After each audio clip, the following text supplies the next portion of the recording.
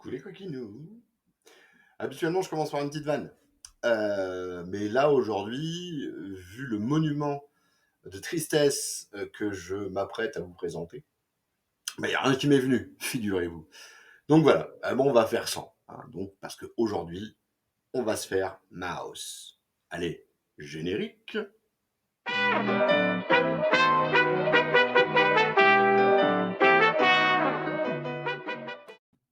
Alors pour comprendre l'heure, bah, faut d'abord comprendre l'auteur, hein, d'abord, surtout là-dessus, surtout sur ce Mouse. Qui est Art Spiegelman? Alors, Art Spiegelman, c'est un enfant du baby-boom, hein, puisqu'il est né en 1948 à Stockholm, ses parents étant partis de Pologne. D'ailleurs, c'est leur histoire qu'on va voir dans le Mouse, en vérité, bien avant le départ de Pologne. Et donc, qui va, avec ses parents, toujours, émigrer aux États-Unis, hein, puisque sa maman, qui est pas bien du tout depuis maintenant belle lurette. Elle ne rêve que d'une seule chose, revoir le seul membre de sa famille qui a survécu, en l'occurrence un de ses frères. Et donc, ils vont émigrer là-bas. Art Spiegelman, lui, bah, il est tout bébé, hein, il est tout enfant hein, quand il arrive aux États-Unis, puis il va grandir aux États-Unis, mais il va grandir avec tout le poids de la Shoah, en fait. C'est-à-dire que, grosso modo, ses parents, sa mère notamment, ils sont jamais réellement sortis d'Auschwitz, vous voyez. C'est-à-dire que ça les a marqués à vie, hein, et on peut très bien le comprendre. Mais lui, il a dû se construire autour de ça. Il a dû se construire avec à la fois un sentiment de culpabilité de ne même pas avoir vécu la chose, hein, pour le coup, et puis d'autre part, en finalement aucune connaissance de ce qui s'était passé en vérité, hein, puisque mis à part quand ses parents rencontraient d'autres rescapés de la Shoah, bah en fait, ils en parlaient pas véritablement ouvertement, quoi. C'est le genre de sujet que pas forcément facile à aborder, surtout avec un gamin.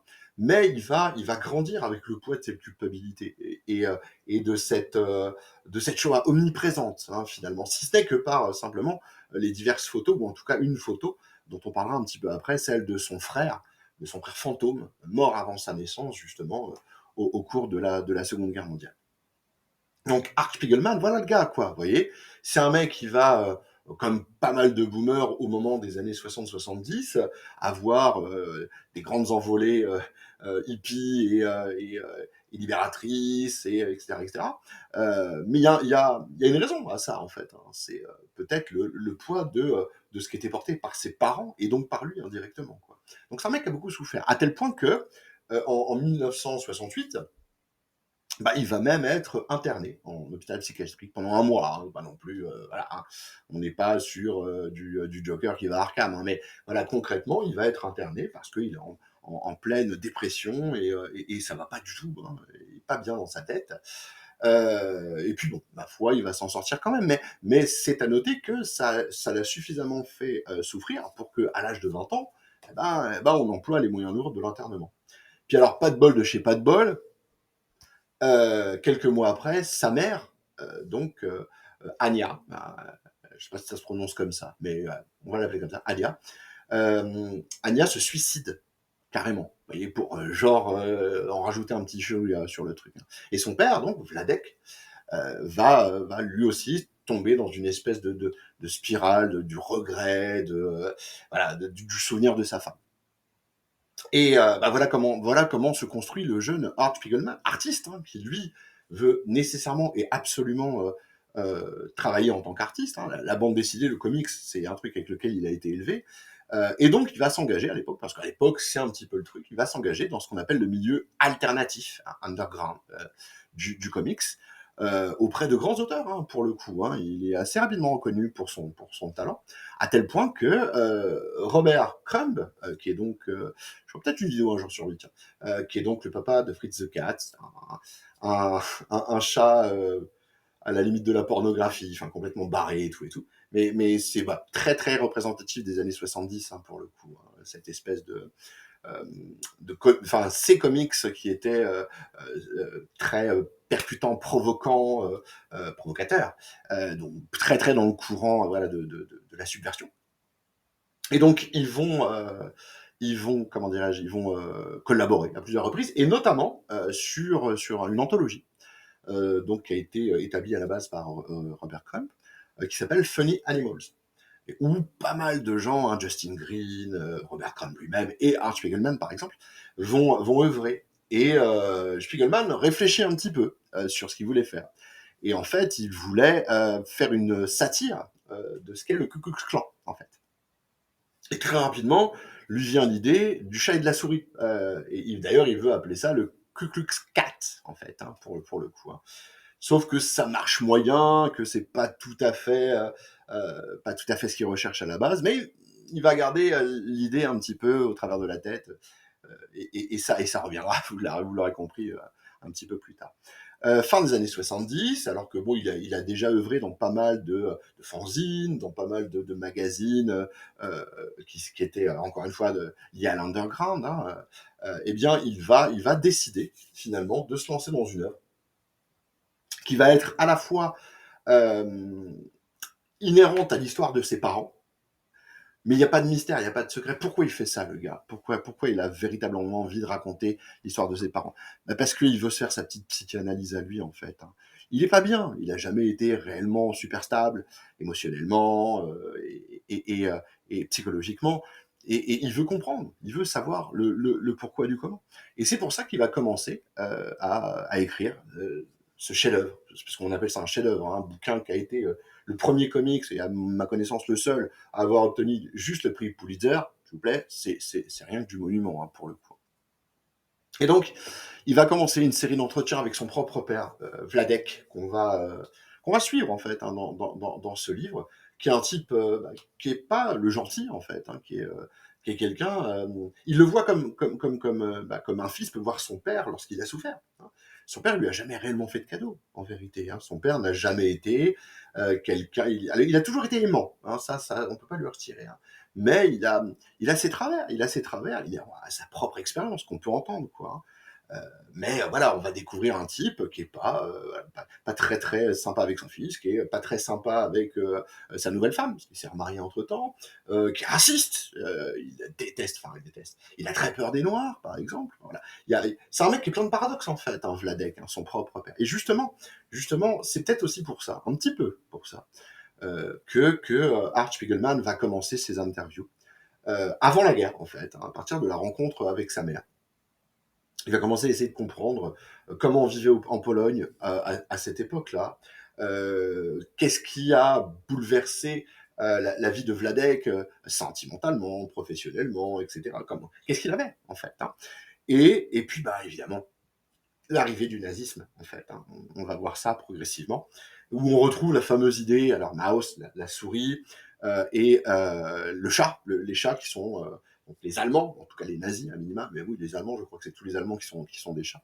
Donc le principe du chat et de la souris. C'est aussi une référence aux images de propagande nazie de l'époque, où on comparait très très fréquemment les juifs à de la vermine. Vous voyez, il y a des dessins qui sont absolument épouvantables, où on voit des rats, des cafards, enfin c'est absolument dégueulasse. Et donc voilà, il est parti sur ce principe-là. La représentation animale. Alors c'est morphologiquement, c'est évidemment des humains, il n'y a que le visage, un peu comme s'ils portaient des masques en fait, hein, parce que tout est là en vérité, hein, l'histoire du masque en lui-même. Hein. Le fait est que ils vont être amenés à se cacher, ils vont être amenés. Enfin, il y a tout un délire autour des faciès, autour de comment on se représente l'autre en fait, quoi.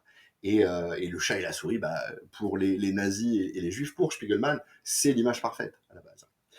Et donc comme je disais il y a quelques instants, Spiegelman va interviewer son père et aller toujours un petit peu plus loin dans l'histoire, où vont s'entremêler bah, les sentiments, l'amour qu'il porte à sa mère, etc., etc., le fait d'avoir un enfant, le mariage, etc. Et puis progressivement, les nazis qui vont s'insérer là-dedans au début assez insidieusement en fait. Hein, on les voit à peine arriver. C'est bien le principe du fascisme de base. On les voit pas arriver, puis quand ils sont là, c'est juste absolument épouvantable. Et grosso modo, donc jusqu'à l'internement à Auschwitz, etc., etc. Donc c'est un bouquin qui est dur. C'est un bouquin qui est dur parce qu'il relate des faits bruts en fait. Hein. Alors le principe de la zoomorphie, enfin le principe d'avoir des souris, des chats, etc., des chiens pour les Américains, des cochons pour les Polonais. Désolé pour eux, mais là aussi, c'est un petit peu l'explication qu'on donne Spiegelman, c'est que pour le père de Spiegelman, les Polonais avaient été à la fois très bons et à la fois très mauvais pour certains d'entre eux, et le cochon, ça collait bien. Ça lui aura valu des problèmes justement pour la traduction polonaise de l'œuvre qui avait été refusée pendant des années.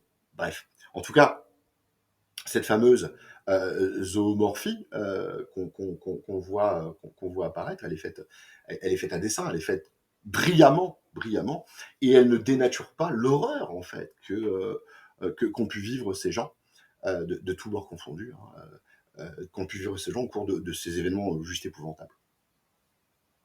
Ce qu'on va voir surtout, c'est que, parce qu'en fait le bouquin il est vraiment très intelligemment fait, c'est un bouquin sur l'interview. Évidemment qu'on va voir ce qui se passe durant la Seconde Guerre mondiale, et notamment ce que vit son père. Mais on voit aussi la méthode qu'il va employer, et on voit aussi comment se passent les interviews en eux-mêmes, et le rapport père-fils. Et j'ai envie de dire que, au regard de ce bouquin, c'est certainement ce qui compte le plus, en fait. Oui, la Shoah, indéniablement, elle prend une place énorme, elle est centrale dans tout ça. Mais c'est pas un bouquin sur la Shoah, c'est un bouquin sur un homme qui a vécu la Shoah, et sur l'impact que ça a pu avoir sur ses relations avec son fils. Et c'est là que c'est très très bon, parce que on voit finalement que euh, si l'un et l'autre sont ce qu'ils sont, c'est parce que, encore une fois, tout s'est bâti autour de ça. C'est passionnant et triste, en fait, parce que y en a un qui sait exactement où il en est, le père en l'occurrence, et pourquoi, enfin, en tout cas, il prend pas forcément la peine d'y réfléchir, mais on sait, nous, pourquoi il est comme ça dans cet état-là. Il y a un fils qui voit un père, en fait, qui voit son père, et qui a jamais compris pourquoi c'était comme ça. Et c'est une histoire dure, hein. C'est une histoire qui est vraiment, vraiment poignante, vraiment, vraiment lourde, aussi bien pour Art Spiegelman que pour son père en lui-même. Donc il apparaît clairement que les parties où il y a l'interview, en fait, dans le cadre du bouquin, sont au moins aussi importants, si ce n'est plus, que ceux de la Shoah, en fait, hein. Alors évidemment, hein, l'un ne va pas sans l'autre, hein, c'est certain, mais ça permet de comprendre, en fait, à la fois l'attitude du père et l'attitude du fils, en fait, hein. Attitude du père dont Spiegelman dira de lui-même que il a l'impression, il le dit dans le bouquin d'ailleurs, qu'il a l'impression que son père est en fait euh, la représentation du juif radin, pingre, et tout ça faisait une espèce de caricature pour son propre fils. Et ça va lui permettre justement de mettre le doigt là-dessus, hein. Ça le rend invivable, hein, d'ailleurs, hein, le fameux Vladek, il est toujours à économiser des bouts de chandelle, à économiser, à dire bah tiens, tel manteau, tel anorak, c'est mieux pour toi, parce que, enfin, il jette un de ses anoraks, et toute une histoire, je ne vais pas vous spoiler non plus, mais voilà, c'est très très significatif en fait. Mais en vérité, on comprend pourquoi ce type est comme ça. Il a vécu l'innommable, il a vécu ces années au cours desquelles il a été contraint de se démerder pour pouvoir bouffer ou faire bouffer les gens qu'il avait autour de lui, en faisant du troc, en essayant de trouver les meilleures possibilités, les meilleures positions, lui donnant accès à telle ou telle denrée, en se mettant bien avec tel ou tel gens. Donc pour lui, pour le père Vladek, le gâchis, c'est quelque chose d'absolument incompréhensible au regard de ce qu'il a vécu. Et le fils, qui a quand même vécu une certaine abondance, mine de rien, hein, enfin, par rapport à son père, hein, ça, évidemment, tout est relatif, lui, il a du mal à mettre le doigt là-dessus. Il a du mal à comprendre l'attitude comme ça de son père. Et finalement, c'est grâce à cette espèce de, oui, encore une fois, de psychanalyse par la bande dessinée, par le dessin, que qu'il va réussir à mettre le doigt dessus, qu'il va réussir à comprendre le pourquoi et surtout le comment. Il va aussi mettre le doigt sur autre chose au cours de cette entreview, Spiegelman. Il va comprendre l'adversité qu'il a eu à supporter toute son enfance, celle de son frère fantôme. Le frère fantôme, il faut que je vous explique, hein, ça. Euh, Vladek et Anya ont eu un enfant, un peu avant la guerre. Et malheureusement, ce petit, donc s'appelle Richieux, ce petit est mort durant la guerre. Et évidemment, ça va anéantir l'un comme l'autre, peut-être plus Anya que Vladek. En tout cas, c'est le sentiment qui en découle.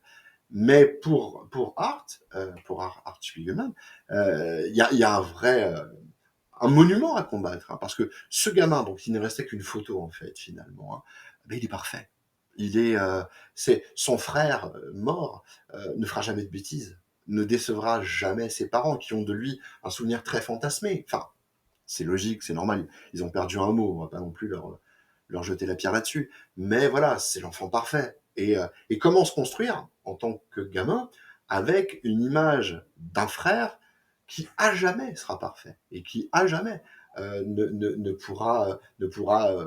on pourra pas prendre sa place, vous voyez, parce que entre frères très fréquemment il y a une adversité. Et ben là pour le coup, ouais, c'est clair que il pourra jamais au-delà de ça.